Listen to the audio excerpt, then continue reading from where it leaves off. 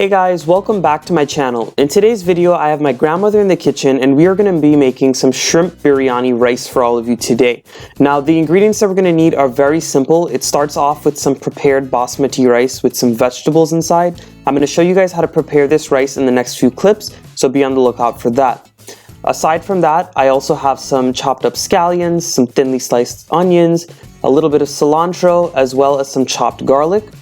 And of course, the star of the show is the shrimp. I'll show you how to prepare that in the next few clips as well, so be on the lookout. And of course, my favorite biryani mix, the Shan biryani seasoning. That's what we're going to need today. The first step is to begin preparing your rice. So in my bowl here, I had some basmati rice that I went ahead and washed. And you want to wash it thoroughly until you see the water run clear or some of that starch comes off.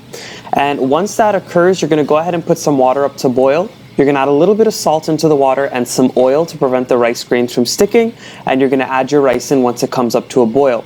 You're going to allow this to cook for about 10 to 15 minutes or just until it's tender.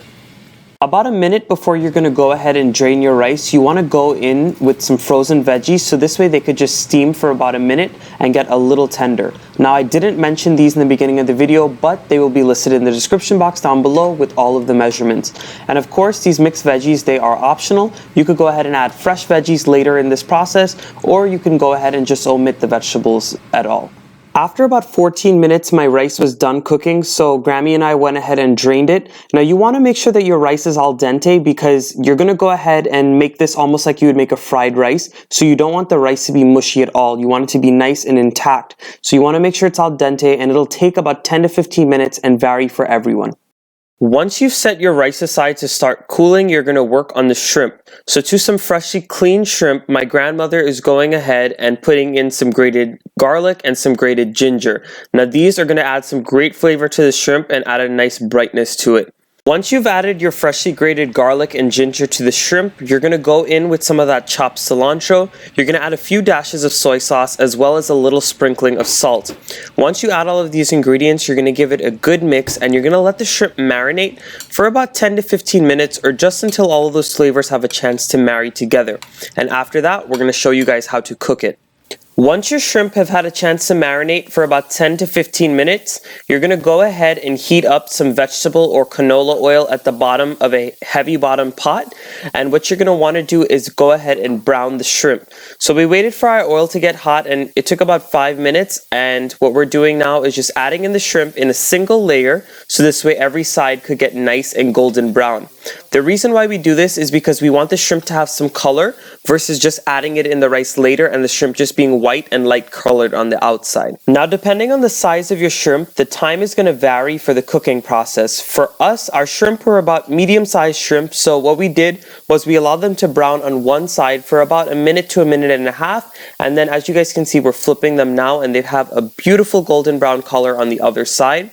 And we're going to allow them to further cook for about another minute to a minute and a half or just until the shrimp is nice and tender. After this, we're going to go ahead and remove it from the pot. You also don't want to overcook it because it's going to continue to cook in the rice a little later on.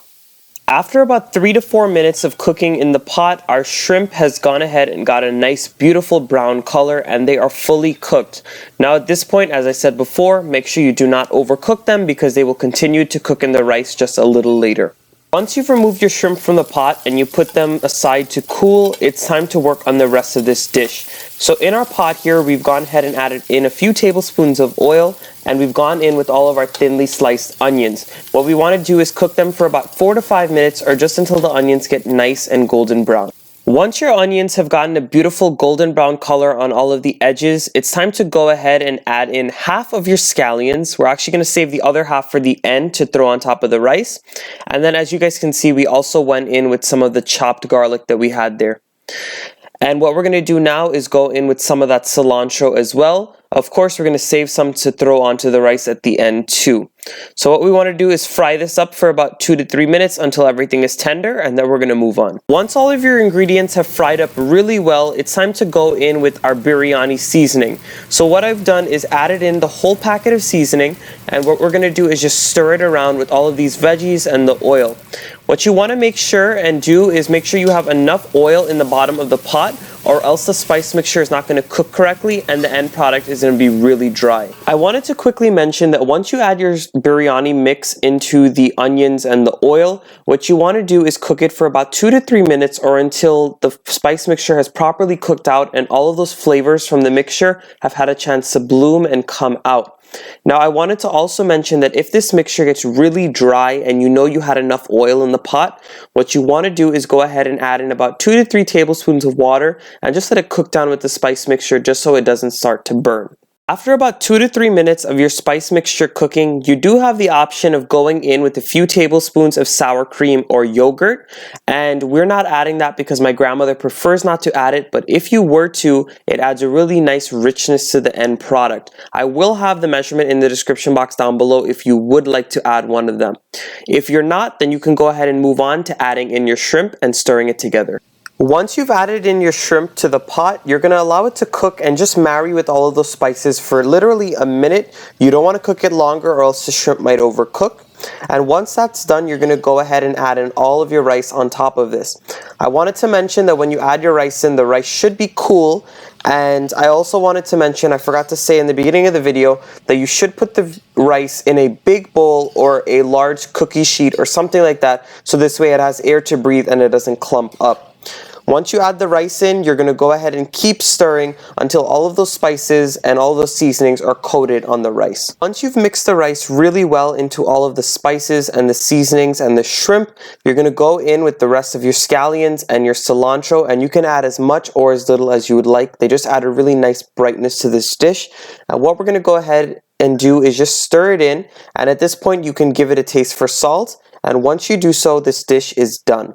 Alright guys, I hope you enjoyed this quick and simple recipe for shrimp biryani. I enjoyed having Grammy in the kitchen helping me make this delicious dish, and I hope you guys go ahead and try it. It tastes so great.